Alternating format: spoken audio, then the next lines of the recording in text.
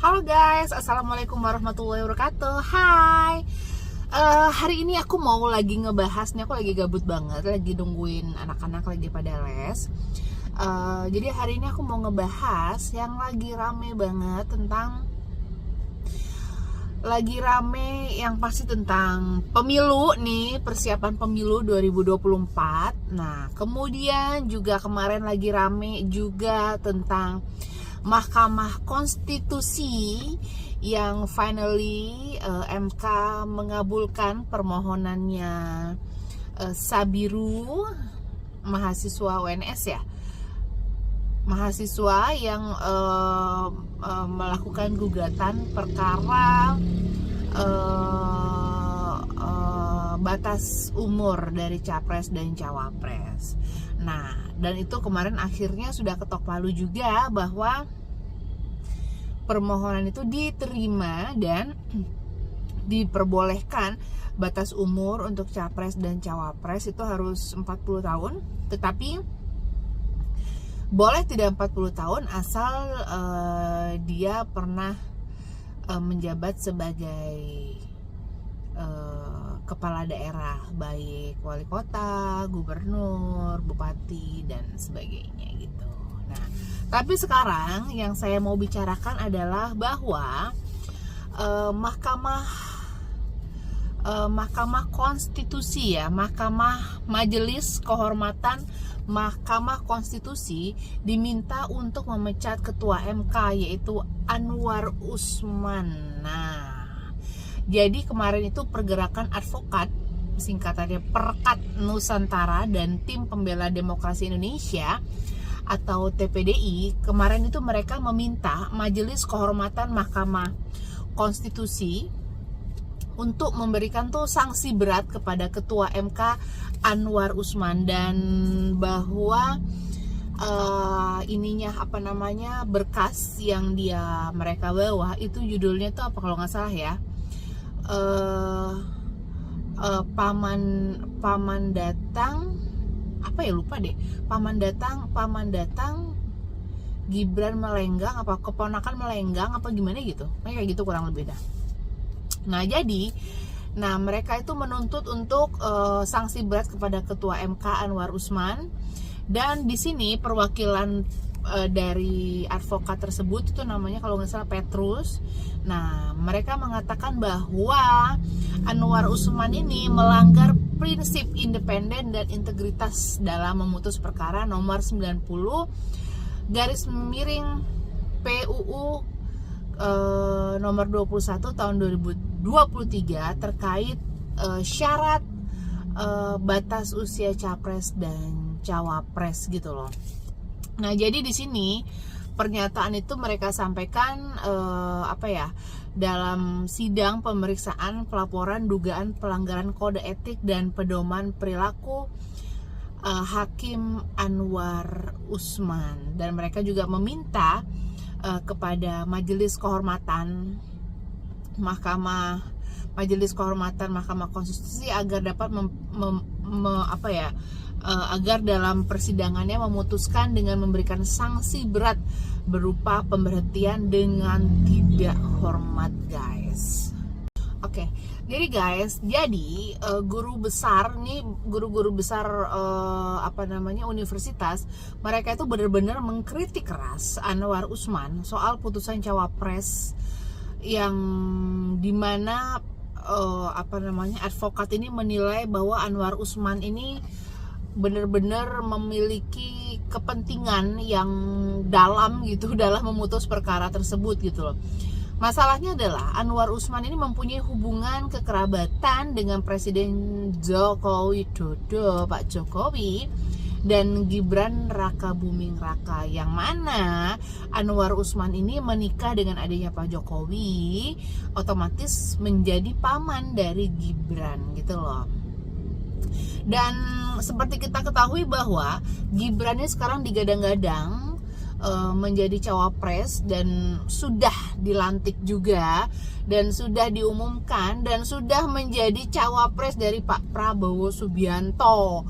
Namun sekarang ini dia lagi terganjal dengan batas usia kemarin itu.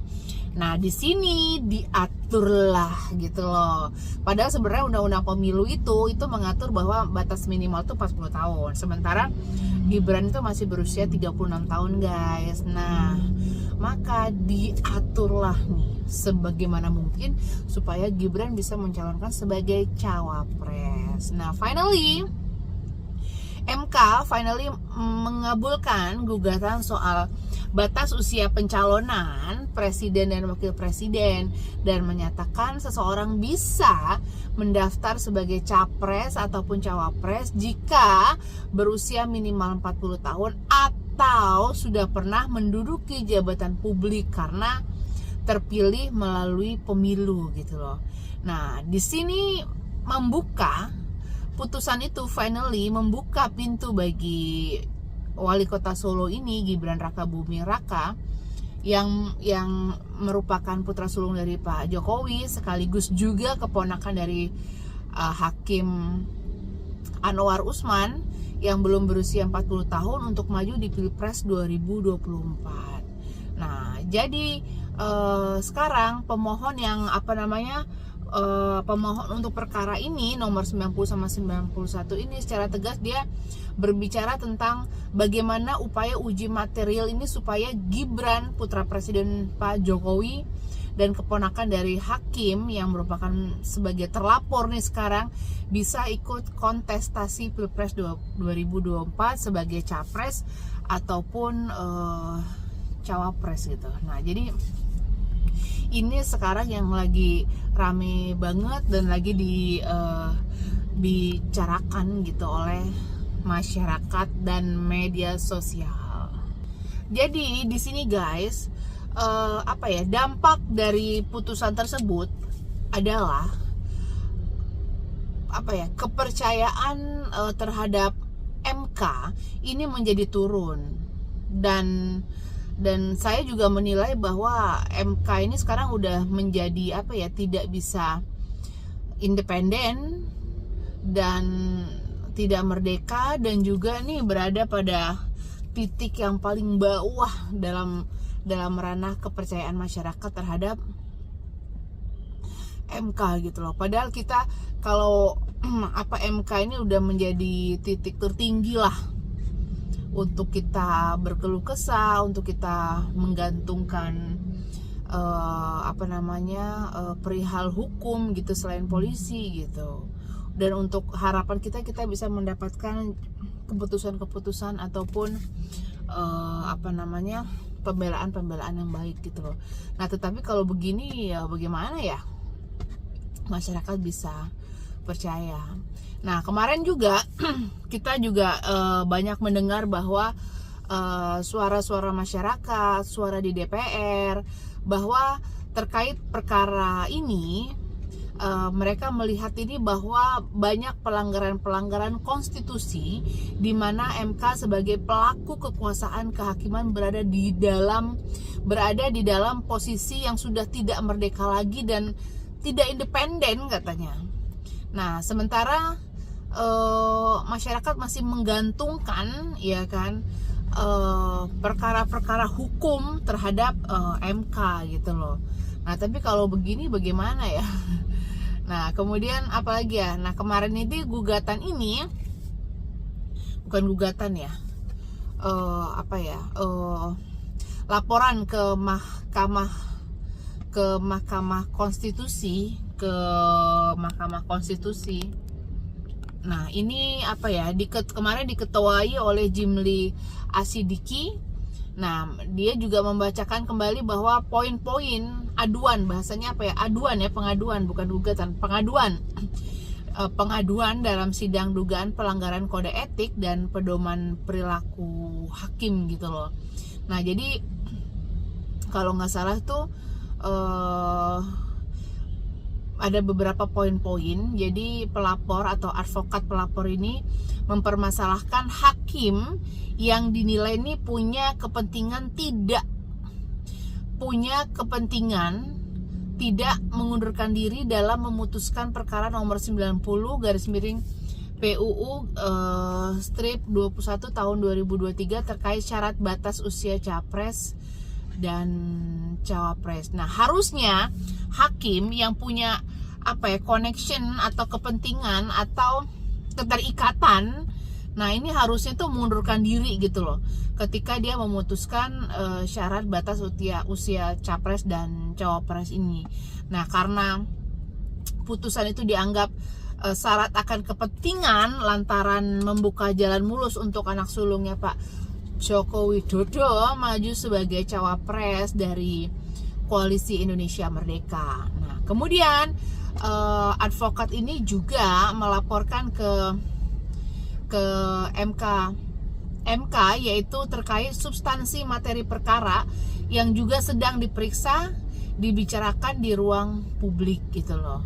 Kemudian adanya juga laporan pelanggaran kode etik Pak Anwar Usman dan kawan-kawan ini bermula ketika para hakim MK menangani perkara soal uji material pasal 169 huruf Q Undang-Undang Nomor 7 Tahun 2017 tentang pemilu soal batas usia capres dan cawapres. Dan di sini MK telah mengabulkan gugatan soal syarat batas usia pencalonan presiden dan wakil presiden.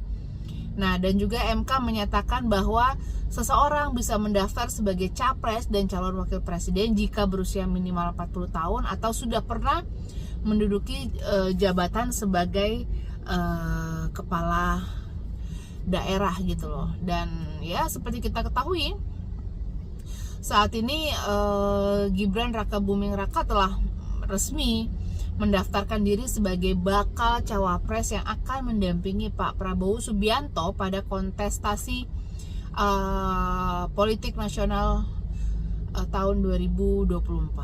Nah, gimana dong guys? Parah ya? Parah juga ya.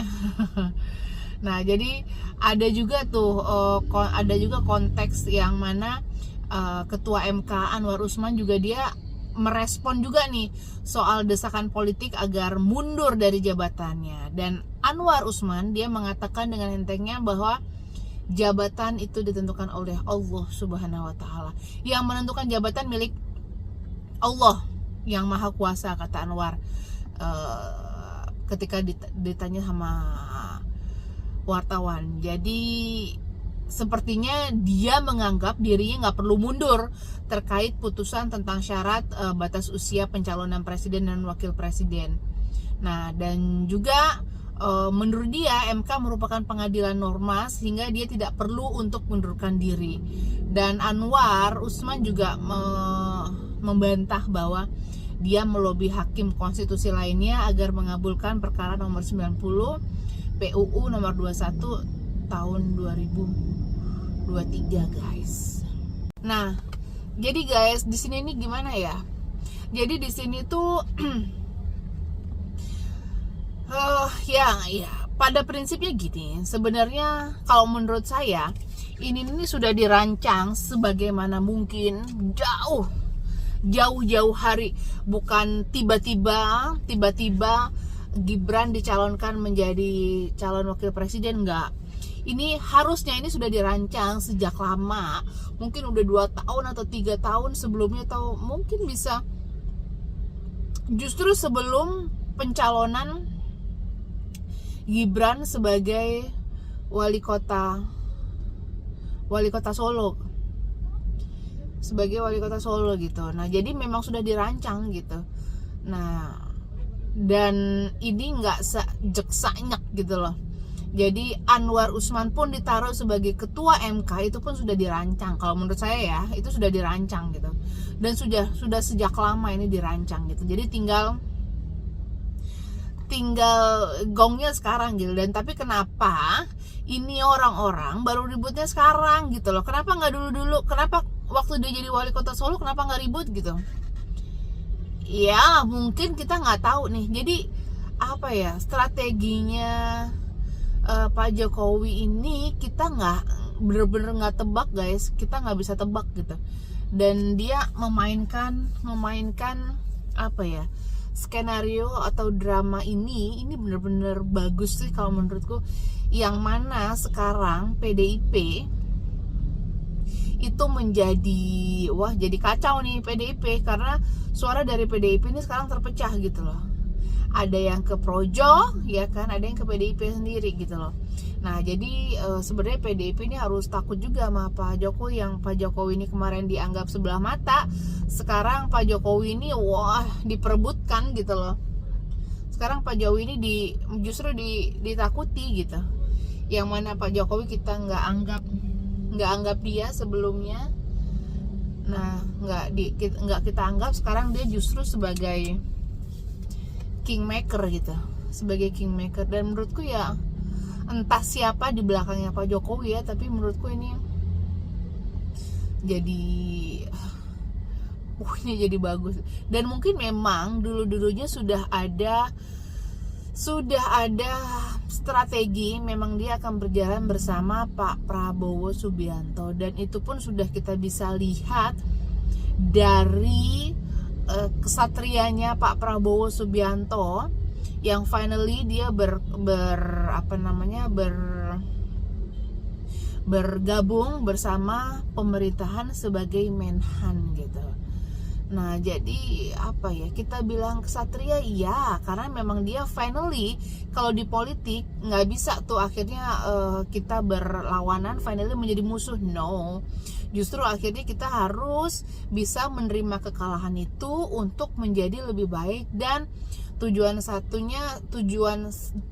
sama, yaitu menjadikan Indonesia menjadi lebih baik gitu loh.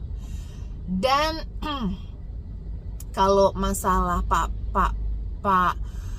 Jokowi memuluskan jalannya untuk menjadikan anaknya sebagai calon wakil presiden, dan saya pikir itu juga memang sudah ada pembicaraan sebelumnya. Karena mungkin ya, kalau aku ngelihat di beberapa YouTube, beberapa media sosial, mungkin Pak Anies memang kurang setuju atau kurang pas dengan meneruskan melakukan continuity terhadap IKN. Ya mungkin makanya Pak Jokowi tidak merapat ke Anies juga gitu, karena mungkin salah satu visi misinya tidak ada tuh untuk mendorong IKN gitu. Nah, kemudian kalau Pak Ganjar, nah otomatis kita udah tahu bahwa PDIP itu masih disetir oleh Ibu Megawati Soekarno Putri. Nah, dan dia pun sudah merasakan ketika dia berada di PDIP bagaimana dia direndahkan oleh Ibu Megawati, yang diolok-olok lah, di segala macam. Kalau kita ngeliat itu padahal parah banget deh. Maksudnya bagaimana seorang presiden diinjak-injak, dipermalukan, diejek-ejek, diolok-olok gitu. Itu benar-benar deh. Tapi kenapa nggak di penjara ya tuh ibu ya? Parah deh. Nah, jadi kayak gitu guys. Jadi menurutku skenario ini udah dirancang dari lama, dan menurutku tidak ada, dan bener-bener Pak Prabowo itu bener-bener kesatria lah. Dia bener-bener pejuang, dan dia bener-bener siap tempur gitu. Jadi kalaupun dia jatuh, dia akan bangkit lagi, jatuh lagi, bangkit lagi, jatuh lagi, bangkit lagi. Ya itu namanya kesatria. Dan dia pun menurut saya ketika dia kalah pun dia tidak pernah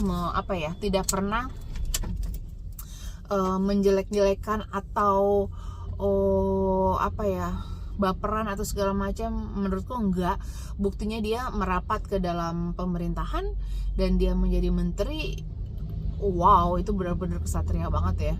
Dan dia udah 2 kali kalah, dan sekarang dia otomatis dia tidak akan kalah lagi. Dan menurutku yang menang sekarang adalah Pak Prabowo, bukan karena memang aku tidak memilih Gibran ya, tapi aku pendukungnya Pak Prabowo. Jadi sebenarnya kemarin aku tidak mau kalau Pak Prabowo cawapresnya tuh Gibran gitu. Boleh siapapun asal jangan Gibran gitu. Tapi finally sekarang Gibran menjadi calon wakil presidennya, dan yang pasti itu udah dengan pertimbangan, berbagai macam pertimbangan lah. Yang pasti Prabowo menang. Poinnya gitu deh. Oke guys, gitu dulu ya. Sambung besok deh. Bye. Assalamualaikum.